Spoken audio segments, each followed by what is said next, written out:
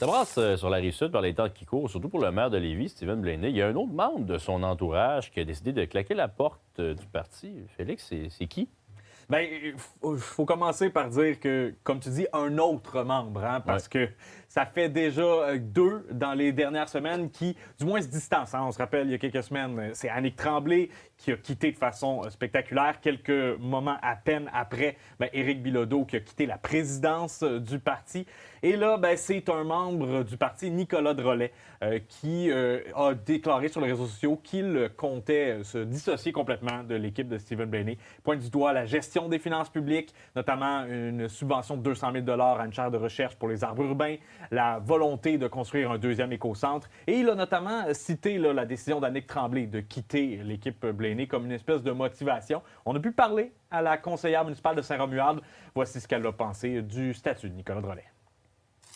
Je l'ai vu sur Facebook comme tout le monde hier. Mes premières réactions, c'est sûr que je comprends sa déception, hein, parce que j'ai vécu la même là, il y a quelques semaines. Fait que j'ai pas de misère à le comprendre. La beauté de la chose, c'est qu'on s'en sort. Regardez, je suis rendue conseillère indépendante, la vie est belle. Maintenant, je peux dire ce que je pense. Fait que, il va s'en sortir, je suis pas inquiète, mais je comprends sa déception.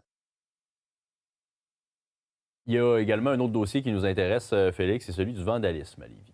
Oui, le vandalisme à Lévis, conférence de presse qui a été organisée par la Ville un peu plus tôt aujourd'hui. On trouve que c'est en croissance exponentielle. On parle de plus d'une cinquantaine de cas notables là, depuis le début de l'année. Des images que vous allez voir très choquantes à la limite. On parle notamment d'une campagne qui sera lancée par la Ville. Vous voyez les affiches de graffiti qu'il y a sur des infrastructures.